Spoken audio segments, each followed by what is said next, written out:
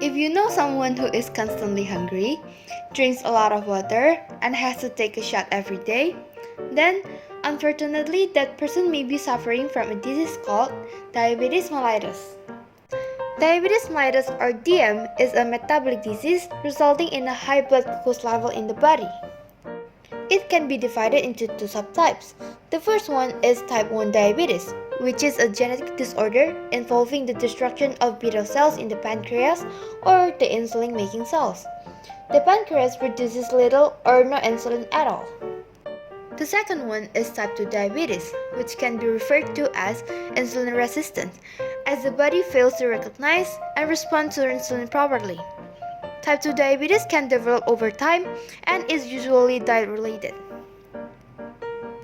According to the WHO, there were a total of 22.9 million people with diabetes from Southeast Asia and Western Pacific regions in 2017, and that was 102.9% higher in 1990s. Doctors usually treat patients by injecting insulin intravenously or through insulin pumps to control their blood glucose levels. However, researchers now found a more effective approach with the idea of insulin analogs.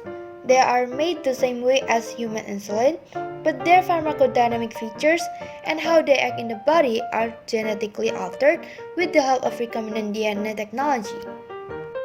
Insulin analogs are usually designed to have a faster onset as they are absorbed rapidly in the body, having dosing flexibility and also lowering the risk of hypoglycemia. Now that we know the importance of recombinant DNA technology in insulin production, let's dive deeper into the mechanism behind this technology. The principle itself is not that complicated. We only insert the DNA fragment of the donor to the DNA of the recipient. First, the DNA fragments of interest are obtained by enzymatic cleavage from the isolated and pure DNA.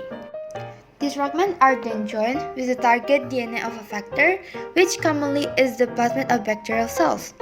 This process is carried out by DNA ligase enzyme.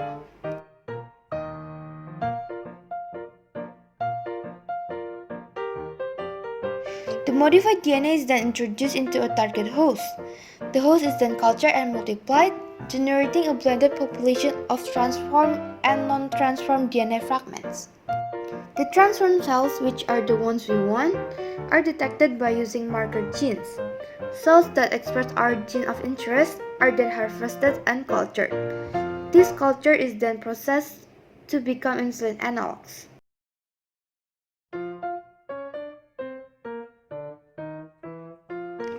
Actually, there are many types of insulin analogs.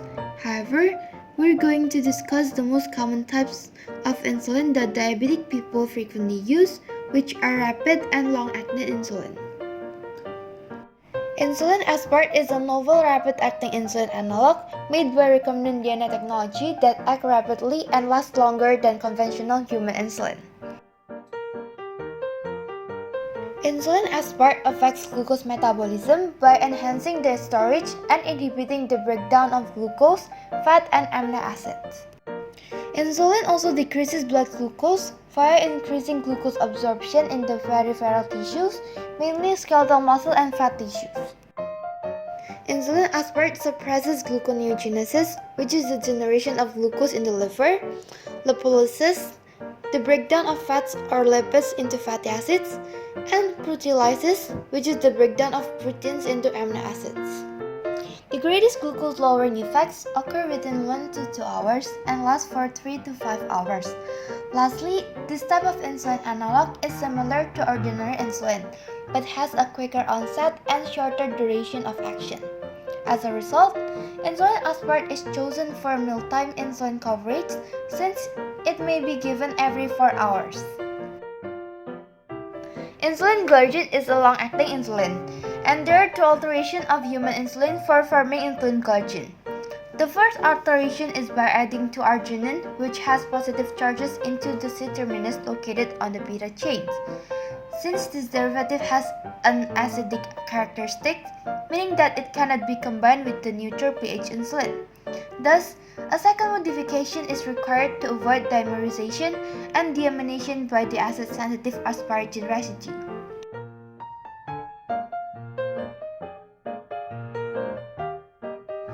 When it is used with short-acting insulin analogs, insulin glargine is intended to decrease post-absorptive plasma glucose and reduce the risk of hypoglycemia.